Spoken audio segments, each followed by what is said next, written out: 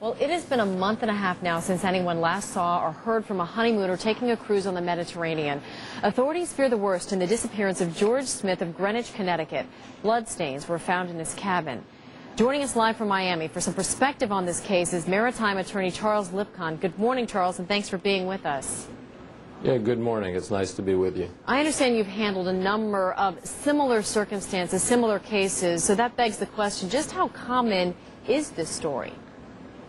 Well, the statistics that I've gotten through court cases is there's 2 sexual assaults reported per ship per month, which to me is way too many. It's astounding, actually, if you're thinking about taking a cruise ship. Now, are these in specific areas? And given your experience, do you have a working theory as to what may have happened to Mr. Smith?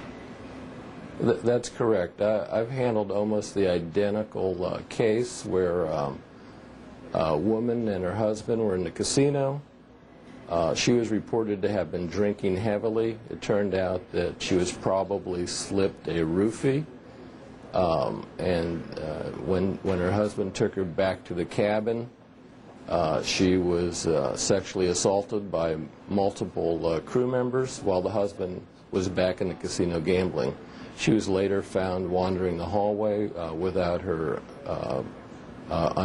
underclothes on and not knowing what had happened. Go ahead. This is very similar to what's happened in the George Smith situation. Of course, whatever I know is only third hand, but there's reports that she and her husband looked like they had been drinking heavily. There's later reports of multiple male voices in the cabin, and then you have the terrible consequences the next day. So this is almost an identical case to what I previously handled. And the scenario you're describing perhaps would bolster the situation, because I think a lot of people, I know I have, wondered why we haven't heard from George's wife. I mean, if my husband, my newlywed husband was missing, I would be thinking I'd be in front of every camera saying, help me find him.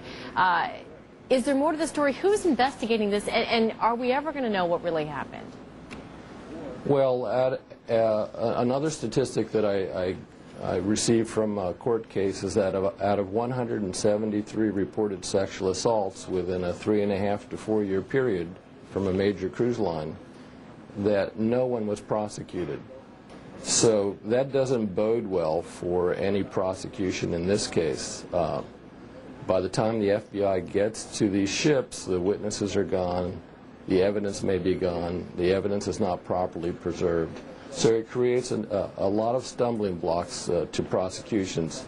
And basically the only way the truth is ever found out is through a civil action where depositions can be taken. It can take a year or two, witnesses tracked down, and then you get the real story. Certainly is a sad one indeed. Maritime Attorney Charles Lipcon, thanks for joining us today. My pleasure. Your entertainment news.